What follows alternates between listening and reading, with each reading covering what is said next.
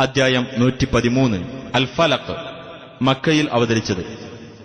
ഫലഖ് എന്നാൽ പുലരി അഥവാ പ്രഭാതം എന്നാണർത്ഥം.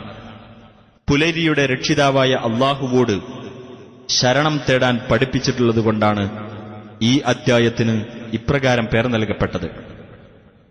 ബിസ്മില്ലാഹിർ റഹ്മാനിർ റഹീം. ഖുൽ അഊദു ബിറബ്ബിൽ ഫലഖ്.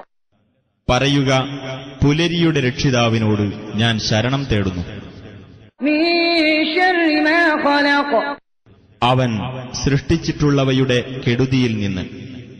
വമിൻ ശർരി ഗാസിഖിൻ ഇദാ വഖബ്.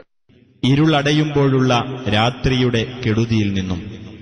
വമിൻ ശർരി നഫ്ഫാതാതി ഫിൽ ഉഖദ്. കെട്ടുകളിൽ ഊതുന്ന സ്ത്രീകളുടെ കെടുതിയിൽ നിന്നും. വമിൻ ശർരി ഹാസിദിൻ ഇദാ ഹസദ്. അസൂയാലു അസൂയപ്പെടുമ്പോൾ അവന്റെ കെടുതിയിൽ നിന്നും.